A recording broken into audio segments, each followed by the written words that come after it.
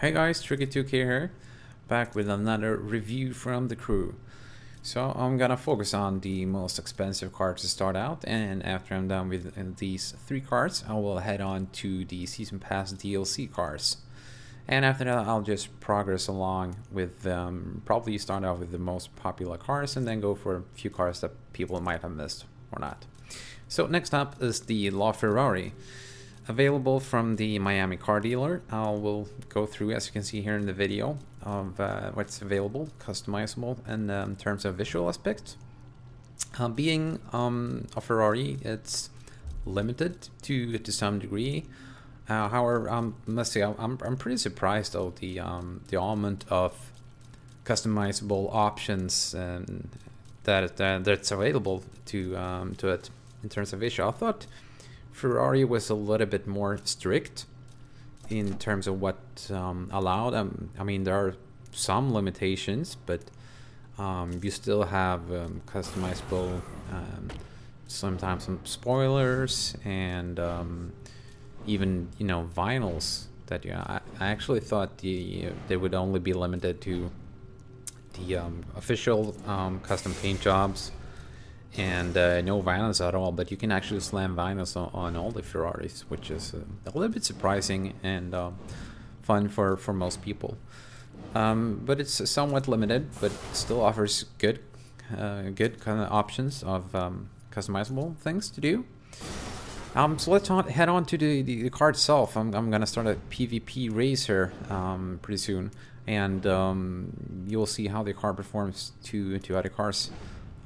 It's sort of maxed out, not really. I think I'm missing like 3 parts or something for to make it max.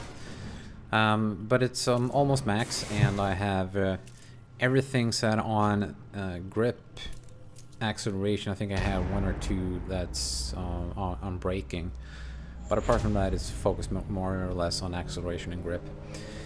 And this is often like what I'm used for most of my cars, but this is really important in this one to try to find as much grip as possible, even though I'm not sure that placing all the parts you get without a bonus grip or something actually does that much.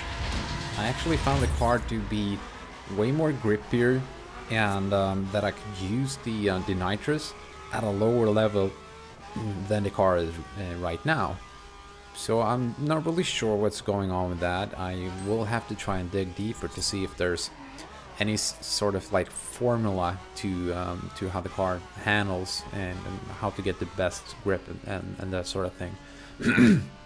But as you can see, this car has a lot of wheel spin. So it's very similar to the Koenigsegg Agera R. It's still a fast car, but the just the amount of wheel spin makes it impossible to use nitrous for the most part.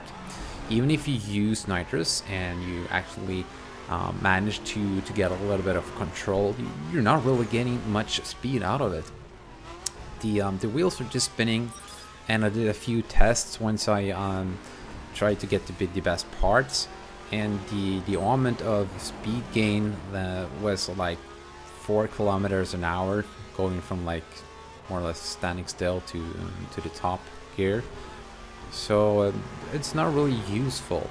But then again, you can actually find doing most tracks in PvP without nitrous. The thing is though, that even if you're a good racer and you're racing with other people and are able to outdrive them, you're still gonna lose to people that's equal to you and have a better car with better grip, just because they can use the nitrous. This is really something that it's important to getting the best times and making sure that you secure the win. Just when you're heading out of a corner, you're going really low speed. That's where the nitrous comes in and gives you a huge favor, or whatever you want to call it, or boost, which you can't use in a car like the Koenigsegg or in the LaFerrari, because you would just wheel spin, probably even lose speed because you start to drift and you have to regain control and that sort of thing. When I did the faction mission with the Koenigsegg. I did this with this car as well. I can't remember, I don't think I really did a clean run, but it was on average I think about 2 to 4 seconds faster, so it's a little bit better than the Koenigsegg, but then again it has a little bit better grip. Not that much, but a little bit better, and has a little bit better acceleration because of the little less wheel spin. Still, this is a car that costs over $1 million in this game, or bucks, or whatever you want to call it.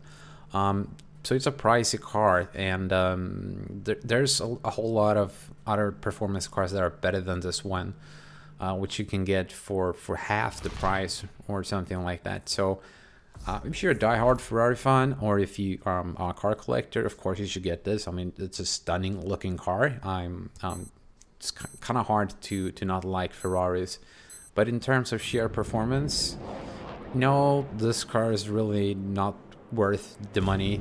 So if you're struggling to save up money and you want to buy a top performing car, the Koenigsegg or the LaFerrari isn't your go-to cars.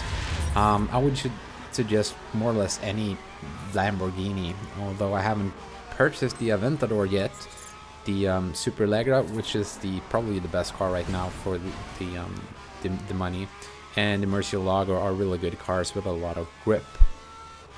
So apart from that, well, as you can see in the races, you can still win with these cars, but it's more of you not fucking up. The collisions obviously set to off and that sort of thing, and of course, I mean, how good the other drivers are and what cars they're driving. And in these 2 PvP races I did, I didn't encounter anyone using like from my point of view, top cars, really. So it's kind of hard to tell. I didn't really get much of a challenge, not to be cocky, but well, you can see. But it's okay car. It's actually a little bit better than I expected, because I heard this car was more or less exact like the Koenigsegg. I wouldn't say people necessarily are wrong. And there's probably something you can do with the tuning to get a little bit better and a little bit more grippier. But I have to dig in deeper to that. I'm not really sure that if I replace like a level 50 part with a level 49, will I get the part back, because it's a little bit of hassle to get that level 50 part. So for now, I'm not going to use that. I will of course return back to that and try to see what you can do with the performance parts in order to balance out something like the lack of grip that you have in this car and the Koenigsegg. But yeah, conclusion, no, I wouldn't recommend buying it if you're after performance. As I said, as a car collector, absolutely. It's a stunning car. It's pretty fast, but it just loses a little bit too much traction to get around the tracks fast enough to be able to secure a win for the most parts.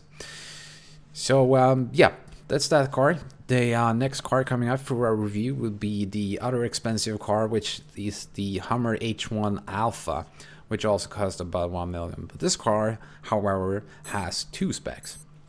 It has performance and it has raid. So based on your feedback, I will review this car from a performance perspective and a raid perspective, and then compare it to other cars that I previously tried to see if its money's worth there.